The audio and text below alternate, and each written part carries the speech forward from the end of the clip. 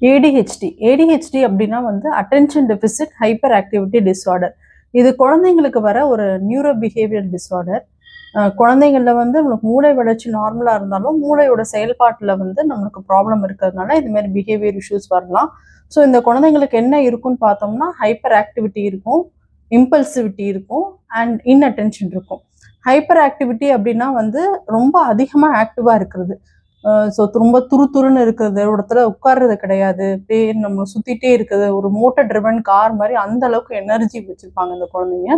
And inattention அப்படின்னு பார்க்குறப்ப கவனமின்மை இருக்கும். ஸோ அட்டென்ஷன்லேயே வந்து 2 விதமான அட்டென்ஷன் இருக்குது. ஒன்று வந்து ஆட்டோமேட்டிக் அட்டென்ஷன், இன்னொன்று வந்து ஃபோக்கஸ்ட் அட்டென்ஷன். ஆட்டோமேட்டிக் அட்டென்ஷன்னா ஒரு உணவு இருக்குது, நம்ம பார்த்துட்டு நம்ம போய் சாப்பிட்றோம் அப்படின்னா ஆட்டோமேட்டிக் அட்டென்ஷன். இதே ஃபோக்கஸ்ட் அட்டென்ஷன் அப்படின்னா நம்மளுக்கு ஒரு விஷயம் பிடிக்கலனாலுமே ஒரு கட்டாயத்தினால இதை பண்ணி முடிக்கணும் அப்படின்றது தான் ஃபோக்கஸ்ட் அட்டென்ஷன். இப்போ ஒரு ஹோம்ஒர்க் பண்ணி முடிக்கணும் அப்படின்றது ஒரு ஃபோக்கஸ்ட் அட்டென்ஷன் இருந்தால் தான் அவங்க வந்து ஹோம்ஒர்க் பண்ணி முடிக்க முடியும்.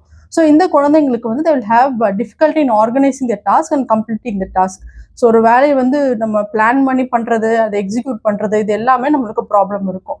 ஸோ ஹைப்பர் ஆக்டிவிட்டியும் இருக்குது, இன்அட்டென்ஷனும் இருக்குது அப்படின்னா இந்த குழந்தைங்களுக்கு வந்து லேர்னிங்கில் இஷ்யூஸ் இருக்கும். ஸோ 70% ஆஃப் த ஏடிஹெச்டி சில்ட்ரனுக்கு வந்து லேர்னிங் இஷ்யூஸ் இருக்கும். ஸோ இதனால அவங்க அகடமிக் பெர்ஃபார்மன்ஸும் ரொம்ப புவராக இருக்கும். இது எந்த வயசில் வருது அப்படின்னு பார்த்தோம்னா ஏஜ் ஆஃப் ப்ரெசன்டேஷன் வந்து யூஸ்வலி 4 இயர்ஸில் வந்து ஹைப்பர் ஆக்டிவ் சிம்டம்ஸ் வரும். ஸோ குழந்தை வளர வளர 8 இயர்ஸில் பார்த்தோம்னா இந்த இன்அட்டென்ஷன் சிம்டம்ஸும் நம்மளுக்கு வர ஆரம்பிக்கும். ஸோ அப்போ ஒரு 8 இயர்ஸில் இருக்கிறப்போ ஒரு 2nd ஸ்டாண்டர்ட் 3rd ஸ்டாண்டர்ட் படிக்கிறப்ப தான் வந்து அவங்களுக்கு வந்து படிக்கிறதுல வந்து நம்மளுக்கு ப்ராப்ளம்ஸை வந்து பர்சீவ் பண்ண முடியும். ஸோ யூஸ்வலி அந்த ஏஜில் தான் வந்து பேரண்ட்ஸ் கூட்டிகிட்டு வருவாங்க. ஸோ ஏர்லி ஏஜில் நம்ம ஹைப்பர் ஆக்டிவ் ஸ்டேஜ்லேயே கூட்டிகிட்டு வரப்ப நம்ம பிஹேவியர் தெரப்பி மூலமாக ஓரளவுக்கு நல்லாவே நம்ம இந்த ஹைப்பர் ஆக்டிவ் சில்ட்ரனை வந்து இன்னுமே நல்லா அவங்களுக்கு ஸ்காலஸ்டிக் பெர்ஃபார்மன்ஸ் இம்ப்ரூவ் பண்ணுறதுக்கு ஹெல்ப் பண்ண முடியும். இதோட ப்ரிவலன்ஸ் எவ்வளோ அப்படின்னு பார்த்தோம்னா, ப்ரிவலன்ஸ்னால் எத்தனை குழந்தைங்களுக்கு வந்து இந்த மாதிரி ஏடிஹெச்டி சிம்டம்ஸ் இருக்குன்னு பார்த்தோம்னா 11%. ஸோ 100 குழந்தைங்களில் வந்து 11 குழந்தைங்களுக்கு வந்து ஏடிஹெச்டி சிம்டம்ஸ் இருக்குது. And it is more common in males and females. ஆண் குழந்தைங்களுக்கு ரொம்பவே காமனாக இருக்கும். So this is based on the survey that was conducted in South India among school going children, especially primary school children. So symptoms of ADHD நான் முன்னாடியே கொஞ்சம் brief பண்ண மாதிரி ஹைப்பர் ஆக்டிவிட்டி சிம்டம்ஸ் இருக்கும், இம்பல்சிவிட்டி சிம்டம்ஸ் இருக்கும், inattentive symptoms இருக்கும்.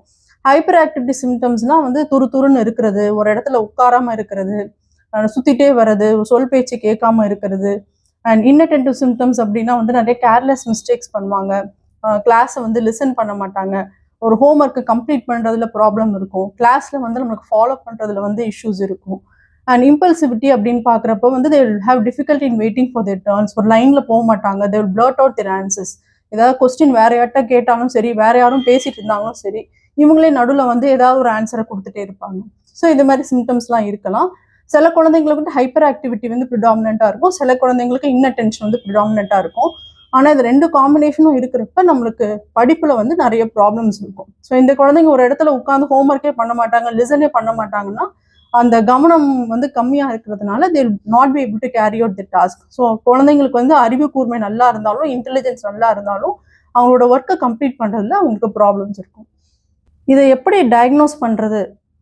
எல்லா குழந்தைங்களுமே வந்து கொஞ்சம் ஹைப்பர் ஆக்டிவிட்டாக இருப்பாங்க, தட் இஸ் கொஞ்சம் துருன்னு இருக்கிறது சகஜம்தான். ஸோ வந்து நம்ம we have a set of criteria, நமக்கு வந்து டயக்னோஸ்டிக் டூல்ஸ் இருக்கும்.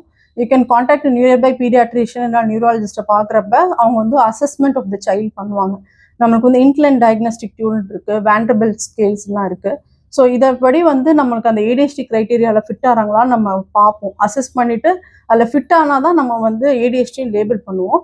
மைல்டாக சிம்டம்ஸ் இருந்தாலும் நம்ம we will suggest behaviour therapy for other children who do not fit into the ADHD criteria.